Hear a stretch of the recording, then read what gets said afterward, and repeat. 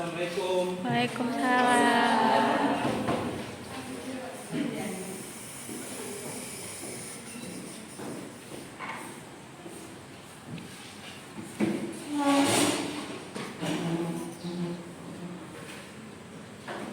Selamat pagi semuanya. Pagi.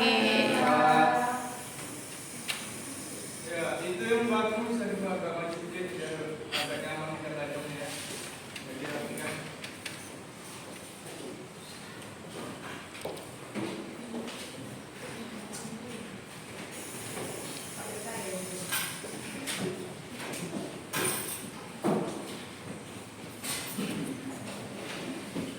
Oke ya. Nah, sebelum kita masuk di pelajaran, jadi kita berdoa dulu untuk laki-lakinya saya seperti kita dulu.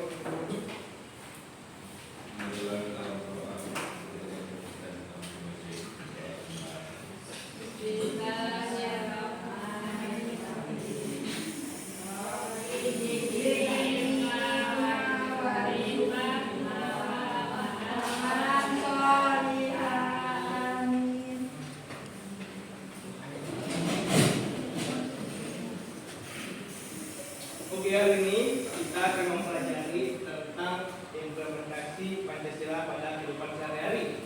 Nah, jadi tujuannya apa sih kita mempelajari ini? Nah, ini agar kita ini dapat memahami serta kita dapat mengaplikasikan bagaimana sih Pancasila itu dapat kita terapkan dalam kehidupan sehari-hari kita, terutama pada di lingkungan sekolah, gitu ya.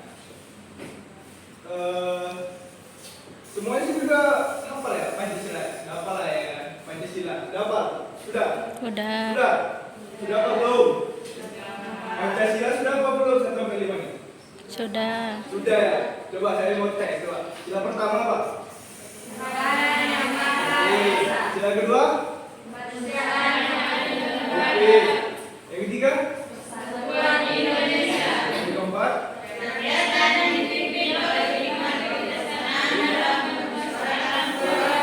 Oke, yang kelima?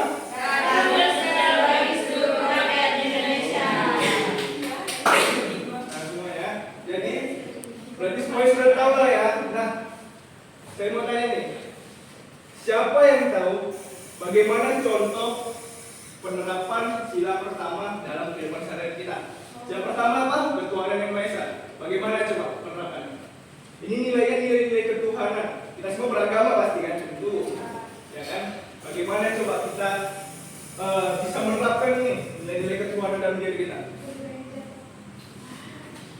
Ya betul, salah satunya gereja itu orang yang beragama Kristen. Kalau yang Muslim, ke masjid. Nah, gitu. Jadi ya, begitu ya. Nah, lalu langsung saja kita masuk ke sila pertama. Kita akan sebelum memasuki apa ya,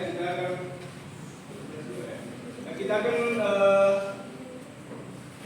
memahami terlebih dahulu bagaimana nilai-nilai yang terkandung di dalam Pancasila. Nah, tadi pertama ada sila pertama ketuhanan yang Maha Esa.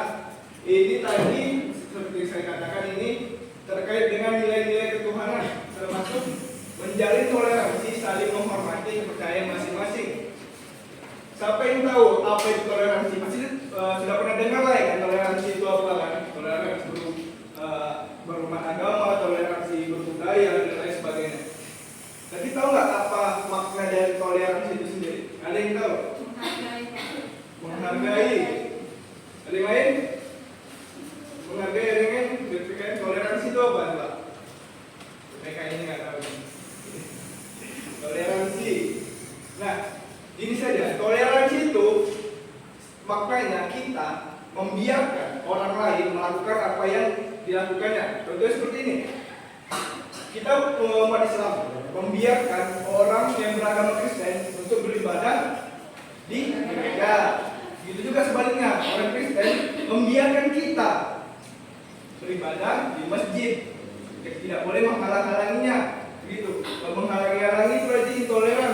Banyak kasus-kasus contoh ada oknum-oknum tertentu yang ingin menutup gereja misalnya. Wah, itu kasus tindakan itu adalah tindakan yang intoleran. Oke, paham di sini ya. Lalu yang kedua, ada sila kemanusiaan yang adil dan beradab. Di sini kita menekankan pentingnya kemanusiaan. Bagaimana kita memanusiakan manusia, gitu ya. Memanusiakan manusia itu bagaimana? Kita saling mencintai sesama manusia, bukan beda ya, mencintai lawan jenis beda. Laki-laki perempuan mencintai itu beda ya. Maksudnya sini saling mencintai sesama manusia itu kita saling peduli terhadap manusia. Kita saling membantu, saling menolong gitu ya. Itu adalah makna pada sila kedua nilai-nilai kemanusiaan. Lalu yang ketiga ada sila persatuan Indonesia. Nah ini kita nilai-nilai ini adalah nilai persatuan. Persatuan ini maksudnya apa? Persatuan antara kita bernegara. Contohnya persatuan kita di Indonesia ini gampang sebenarnya bisa melakukan. Contohnya apa? Waktu pilkada, waktu pemilihan presiden, ada yang kubu A, ada yang kubu B, gitu kan? Padahal seharusnya kita bersatu di bawah kebinekaan yang sama, bersatu di bawah Bineka Tunggal Ika, betul. Nah jadi seharusnya karena bukan hanya kita berbeda pendapat, kita saling berpecah belah kan gitu kan? Boleh berbeda pendapat itu boleh, karena apa ya? Kita negara demokrasi, wajar kita berbeda pendapat, gitu ya. Nah lalu yang keempat, negara yang dipimpin oleh hikmat kebijaksanaan dalam permusyawaratan dan perwakilan. Di sini menekankan adanya wilayah apa di sini? Wilayah apa yang ditekankan di sila keempat? Pemimpin. Pak, yang ambil keputusan. Wilayah kepemimpinan. Apa lagi? Kebijaksanaan. Nah, ini. Permusyawaratan. Ya, jadi di sila keempat ini menekankan adanya nilai-nilai musyawarah. Tentu kita negara demokrasi selalu mengambil keputusan dengan bermusyawarah, begitu. Kemudian di legislatif itu ada anggota DPR, itu mereka melakukan musyawarah terkait dengan undang-undang dan lain sebagainya. Kita pun juga di masyarakat bawah ataupun di kelas-kelas lah contohnya. Jika di kelas kita mau apa ya, mau pergi jalan-jalan misalnya, pasti kita diskusikan terlebih dahulu kan begitu ya. Diskusikan terlebih dahulu, baru kita menentukan tujuannya kemana. Nah tapi kalau kita ingin menyampaikan pendapat, usahakan kita dengan sopan dan santun. Jangan, wih aku musik dong, nggak boleh. Tapi kita gimana? Kita ngomongnya pakai nada tinggi, itu tidak boleh ya. Gitu. Nah yang kelima adalah keadilan sosial bagi seluruh rakyat Indonesia. Biasanya kalau di internet itu banyak yang dibuat jadi meme, dibawanya buat S dan K berlaku, gitu tuh. Cara dan ketentuan berlaku, sila kelima. Nah karena apa? Ini menandakan kalau keadilan di Indonesia ini agak susah dijelaskan lah, susah dijelaskan. Karena apa? Karena keadilan sendiri itu sifatnya belum tentu. Maksudnya gini, keadilan itu ya, keadilan itu kayak gini lah. Enggak, saya mau tanya, keadilan itu apa lah coba? Menurut kalian apa itu yang disebut dengan keadilan? Memperlakukan Secara sama. sama. Tidak Pak. Kalau keadilan itu menurut saya yang sesuai kan dengan porsinya. Nggak bisa meratakan. Misalnya Pak di keluarga ada ya Pak. Karena adik saya dijadikan 5.000 SMP. Nah saya punya masa 25.000. Nah itu beda Pak. Saya kayak gitu gambaran keadilan menurut saya. Oke ya. Jadi keadilan itu adalah menyesuaikan sesuai porsinya, begitu ya. Iya Pak. Nah, inilah yang contohnya kan. Ada pemerintah pusat membangun ada proyek pembangunan jalan tol. Yang pertama ada di desa A. Di desa A sudah ada nih jalan tolnya. Di desa A sudah ada nih jembatannya gitu ya. Nah, tapi pemerintah pusat ini mau melakukan pemerataan pembangunan, sedangkan yang A sudah ada nih, yang B belum ada. Otomatis yang B diapakan, yang A kan sudah ada duluan, begitu. Nah, berarti di situ letak keadilannya, karena si A yang sudah dapat duluan, otomatis yang B harus dapat juga. juga, kan gitu kan. Baru yang apa kompensasinya? Kompensasinya sesuai apa dari pemerintah pusat. Kenapa? Keadilan itu seperti tadi dijelaskan itu menempatkan sesuatu pada porsinya, kan gitu, sesuai porsinya masing-masing. Itu namanya keadilan. Kalau misalnya semuanya sama rata, itu ada ketimpangan di situ. Kalau semuanya sama rata, menurut saya mesinnya ya.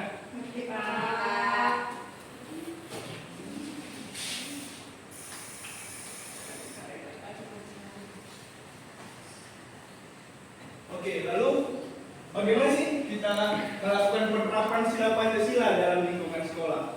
Nah, di sekolah pasti kita sudah pernah lah. Nah, di sekolah kita, kalau kita ada pelajar ini, kita harus mengetahui nih bagaimana penerapan sila Pancasila dalam lingkungan sekolah kita. Yang pertama ini saya sebutkan saja, itu adalah berdoa sebelum melakukan kegiatan belajar. Jadi sudah kita lakukan ya. Berdoa dan kita lakukan. Oke.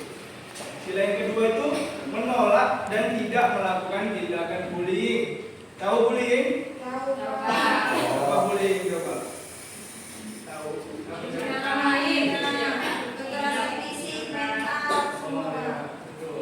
Jadi bullying itu adalah tindakan merugikan orang lain, gitu. Tindakan yang merugikan orang lain, mau itu secara fisik ataupun secara mental.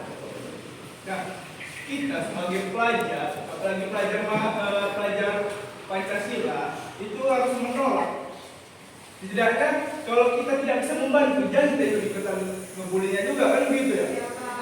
Jika kita melihat ada kawan dibully nih, biasanya itu kan ada jagoan-jagoan di sekolah lah, jagoan-jagoan kelas, kita itu membuli anak-anak cupu di kelasnya. Kalau kita melihat itu, kalau kita tidak bisa membantunya, setidaknya kita jangan ikut-ikutan untuk membuli, jangan begitu ya. Paham? Oke, karena bullying ini itu sangat menyiksa bagi para korban yang begitu. Itu bisa efeknya bisa seumur hidup. Nah, lalu yang ketiga itu menghargai perbedaan suku, agama dan budaya teman-teman di sekolah. Pasti kita di sekolah, terutama di negeri ini, pasti ada yang beragama Islam, beragama Kristen, Buddha, Konghucu dan lain sebagainya. Apalagi perbedaan suku. Pasti di sini sukunya berbeda-beda. Yang suku Jawa, suku dari mana? Suku Batak. Kamu suku mana? Ya. Suku Batak. Nah, saya suku Jawa. Ini suku apa? Suku Jawa. Nah, kita di sini berbeda-beda suku, berbeda-beda budayanya. Nah, jadi kita di sekolah harus saling menghargai. Hanya karena dia berbudaya Batak, jangan pikir dia kawan Bali kan gitu, bukan ya? Nah, karena Batak juga ada Islam, mungkin saja gitu. Jangan hanya karena dia Jawa, kita pikir bapaknya kuli bangunannya ini, kan nggak gitu ya? Kita harus saling menghargai perbedaan suku dan agama. Oke, agama dan budaya gitu ya. Nah, lalu sila keempat ini menggambarkan rantai. Ini kita bagaimana menyampaikan pendapat kita dengan sopan dan mendengarkan pendapat teman-teman. Karena tadi di sila 4 ini sila apa? Nilai-nilainya menekankan nilai musyawarah, betul. Bagaimana kita memberikan pendapat kita dalam suatu forum? Atau misalnya kalian di rumah lagi cakap-cakap lah sama orang tua, kita ingin kasih pendapat. Nah, tapi kita ngasih pendapat kita dengan nada tinggi, itu tidak apa ya? Bukan orang Tuhan yang nggak bisa dengar, malah kita yang bisa kena pukul sama kita kan gitu kan. Jadi kita harus bisa menyampaikan pendapat dengan sopan, serta kita harus mendengarkan pendapat orang lain nih. Jangan pendapat kita aja yang mau didengarkan. Jadi kita mau menyampaikan pendapat. Nah, jadi kita yang menyampaikan pendapat nih, didengarkan orang lain menyampaikan pendapat ke kita cuek-cuek aja, peduli kan gitu. Gak boleh ya, kita harus saling mendengar pendapat. Bisa aja pendapat orang lain lebih baik daripada pendapat kita. Betul. Lalu sila yang kelima ini yang terakhir, kita tidak membeda-bedakan teman berdasarkan status ekonomi dan status sosial. Ada yang tahu maksudnya bagaimana ini? Tidak membeda-bedakan secara status ekonomi, secara sosial. Ingin tahu? Seperti orang kaya, apanya orang kaya sama orang miskin ya di bawah. Orang miskin yang di bawah ini. Yang miskin bukan orang miskin. Yang kaya bukan orang kaya. Selebgram berkawan sama selebgram, gitu lah. Yang iPhone yang ambil gitu lah. Sekarang kayak gitu zamannya Pak. Realitasnya begitu ya. Pak. Faktanya di lapangan begitu ya kan. Naik mobil. Iya. Dikawanin Pak, panas. Ya. Betul. Itu adalah salah satu ya. Itu salah satu contoh membeda-bedakan teman berdasarkan status. Status apa? Status sosial, status ekonomi, status apa lagi? Dan lain sebagainya. Jadi sebagai warga negara yang baik, seharusnya kita bagaimana berusaha untuk menerapkan bagaimana sila Pancasila ini dalam kehidupan kita sehari-hari. Dan sila yang pertama itu adalah sila ketuhanan. Tadi menekankan nilai-nilai toleransi. Sila yang kedua itu sila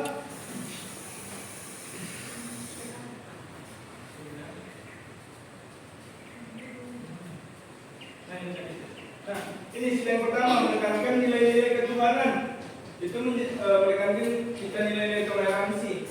Itu sudah kita jelaskan. Lalu yang kedua itu sila kemanusiaan. Bagaimana kita memanusiakan sesama manusia, gitu ya. Yang ketiga nilai persatuan. Bagaimana kita menjadi satu di bawah bendera yang sama. Jika ada orang luar datang mengadu domba kita, jadi jangan sampai terpecah belah, gitu ya. Lalu yang keempat adalah sila kemusyawaratan. Di sini menekankan nilai-nilai demokrasi. Bagaimana kita menjalankan demokrasi, bagaimana kita menjunjung tinggi demokrasi yang ada di Indonesia. Yang kelima adalah sila keadilan. Sila keadilan ini bagaimana kita menjadi adil, bagaimana kita menempatkan diri kita pada posisi keadilan, ya. Oke, sepertinya waktu kita sudah habis.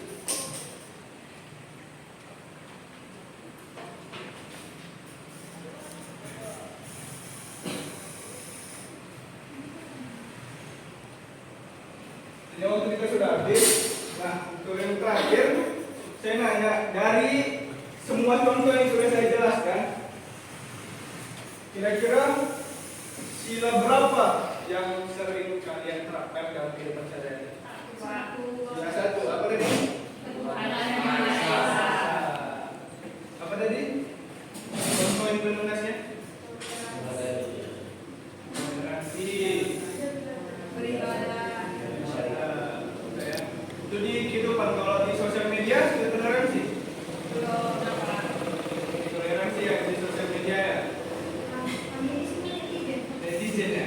Kalau ada aku paling cepat yang ngomongin ya.